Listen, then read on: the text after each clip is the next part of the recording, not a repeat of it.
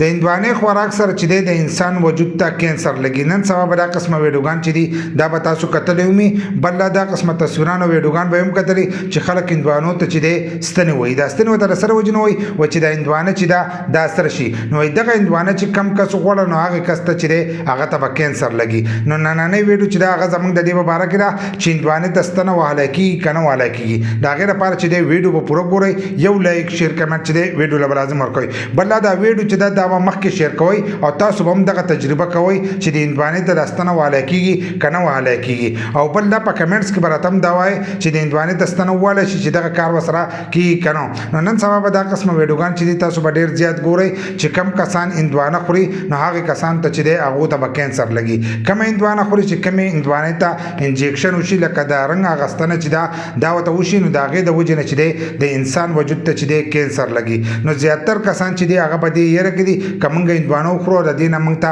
کینسر ولګي. او ځینې کسانو پکې طریقې هم ښودلې دي چې تاسو رنګ والا هندوانه او عام هندوانه چې دا تاسو په دې طریقه باندې چې دی پېژندلی شئ. هغه هندوانه چې دی کټ کړي نو په هغې باندې کپړه ولګئ، و که دې کپړې سور رنګ واغستلو نو دې ته چې دی دې ته بستنه شي، که دې سور رنګ وانغستلو نو دې ته چې دی دا بستنه نه شي. نو کله چې تاسو هندوانه چک کوئ، که په ټالې پیپر یې چک کوئ، که په سپینه کپړه یې چک کوئ، خو هغه چې دی هغه به سره کېږي. ولې چې هندوانه خپله سره ده نو د هغې هغه اوبه چې دي دا هم سرې دي. نو سرې اوبه چې په سپینه کپړه باندې ارتو شي هغه لازم چې دی هغه به سرې کېږي. نو کم کسانو چې دا دغه کړې ده، دا تجربه کړې ده چې تاسو په هندوانه باندې کپړه کېدئ نو د کپړې نه چې دی تاسو ته پته لګي. که تاسو هره هندوانه راهلئ او په هغې باندې ټلې پیپر لګوئ یا په سپینه کپړه لګوئ نو هغه به سره کېږي که نه. په دې باندې تجربه وکړئ. یو هندوانه به تاسو ته هم داسې میلاو نه شي چې هغه به سپین کلر چې دی هغه به بدلی نه، که څاڅکی په وشي خو هغه به هم سور کېږي. ولې د هندوانې رنګ سور دی، اوبه هم سره نو به لازم چې په سپینه کپړه باندې لګي یا په سپین ببل شي باندې لګي نو هغه به لازم چې دی دا به سور کېږي. کم کسان چې هندوانو ته انجکشن کېږي او تاسو دا تصویران کتلی ویډیوګان کتلی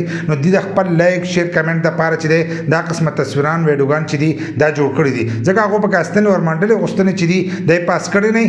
بل لکه ستاسو د مخې ورته اغستنې ووایي خو بیا هم تاسو ته هلته کې پته نه لګي که بله هندوانه راوالي په هغې باندې هغه ټرای وکړي. نو چې کله تاسو په خپله ټرای وکړئ، ځکه نن سبا چې دی د هندوانو سیزن دی، د هندوانو سیزن دی نو دا 200-300 روپۍ چې دي په دې باندې تاوان کوي او تجربه په دې باندې وکړئ.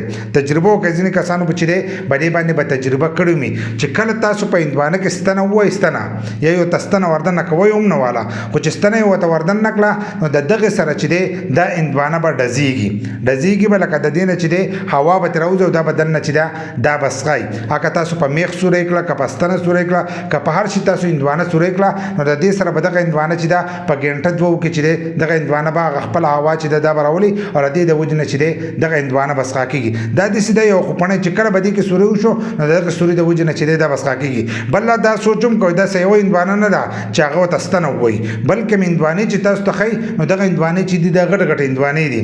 نو غټ غټ هندوانې دا خو ټولې سري، لکه ټولې سري کمتر هندوانه داسې راځي چې هغه به شنه وي. بل چې هغو دومره صبر کړی چې 2-3 ورځې صبر وکړي. بل انجکشن چې دی دا به هسې هم نه میلاویږي. او د هندوانې کیلو چې دی نن سبا چې کم چلیږي زموږ په علاقه کې، ځکه دلته کې چې دی هندوانې نه کېږي نو 50-60 روپۍ چې دی دلته کې چلیږي. نو هلته کې د زمیندار نه چالي په 100-150 روپۍ کیلو چې دی د هغه نه به اخیسته کېږي. نو په دې کې به ورته د انجکشن هم کوي او په ثابت باغ کې به ګرځي نو ټولو ته به د انجکشن کوي چې دا سرې وخېږي. بل چې سور انجکشن دې ته وشو، سرې اوبه دې ته وردن نه شوې نو د دې چې کم پوستکی دی پوستکی چې دی دا به ورسره هم سور کېږي. لکه دننه چې کم پټ دی له پاسه خو شین دی که نه، خو دننه چې کم هغه سپین پټې دی نو هغه پټ چې دی هغه به هم د دې سره چې دی سور کېدو. نو دا خبرې چې دي دا د ذهن نه وکاږئ چې د هندوانې خوراک سره چې دی کینسر لګي یا هندوانو ته چې دی انجکشن کېږي. ځکه غټو غټو یوټیوبرانو چې دی په دې باندې ویډیو جوړه کړې ده او نن سبا چې دی د دې سیزن دی نو سیزن دی نو تاسو په خپله تجربه وکړئ. په ویډیو باندې دغه شانې کمنټس مه کوئ، تجربه وکړئ. په هندوانه کې چې دی ستنه وردن نه کوئ، که ستنه نه یو میخ پکې وردن نه کوئ او ګنټه دوی کېدی په ځای باندې نو د هغې نه وروسته چې دی تاسو ته پته ولګي چې هندوانه چې دی سوری زغملی شي که نه شي. کله چې په هندوانه کې سوری وشو نو دغه هندوانه چې دا خپل ګیس چې دی مکمل راوکاږي او دغه هندوانه چې تاسو کټ کړئ نو دننه به ټوله اوبئ او دغه هندوانه چې دا به سخا شي. بل د سور کلر وي نو تاسو ټول هندوانې وګورئ، په پټي کې هم وګورئ، هغه ټول چې دي دا به کلرونه پرېږدي.